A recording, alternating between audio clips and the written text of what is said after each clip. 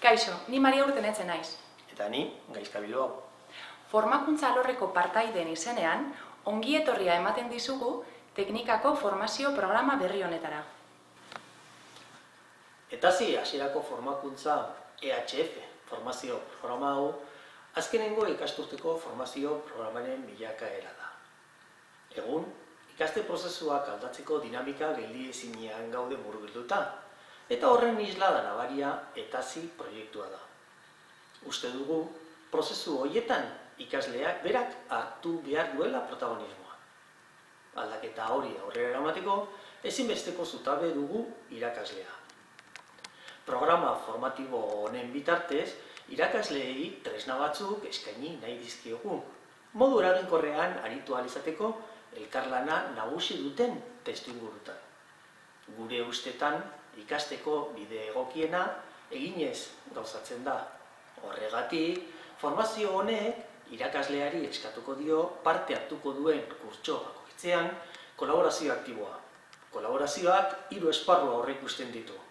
Aurretiko lanak, aurrez aurreko saioetako lanak, eta azkenik, gelan bertan aplikatu daitezkeen bukaerako lanak.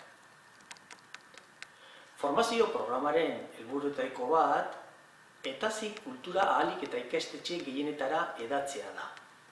Behin oinarri hori hartuta, garaia iritsiko da beste aldaketa sakonagoak egiteko, ebaluatzeko irizpideak, programazioaren eraldaketak eta azkenik zikloko egitura fisikoki eta antolatze egitura.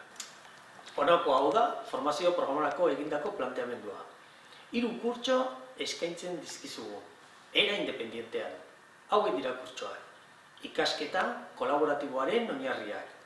Erronketan oinarritutako ikasketa kolaboratiboa. Eta gaitasunen bidezko ebaluazioa. Programan ikusiko duzunez, IKT tresnekin eta sormen hainbat teknikekin zeharkako eran egingo dugu lan. Hoiek lagunduko digute garatzen gure ikasketa kolaboratiboko agertokiak. Parte hartzaileak, kurtso guztietan aurretiko izan emate egin dezake. Edo, nahi izan ez gero, interesgarri iruditzen zaizkion kurtsoetan. Beti ere, kontuan izane, ikastetxetik bertatik bultzatutako metodologia eraldaketarako proiektuak eskatzen duena. Uste dugu eginez ikasten dela. Beraz, proposatutako dinamikek irakasleen parte hartze aktiboa eskatzen dute.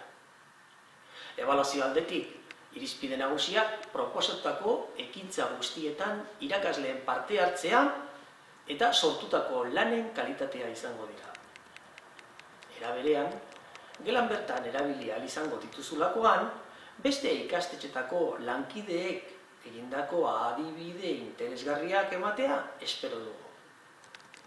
Epeak eta bestelako xehetasunak ebentuaren informazioan bertan kontsulta ditzakezu. Gure aldetik, bide hau jorratzera animatzea besterik ez.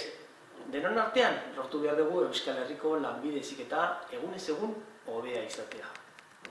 Eskerrik asko, zure arretagatik, eta badakizu, zure zain gauden, ongi izan.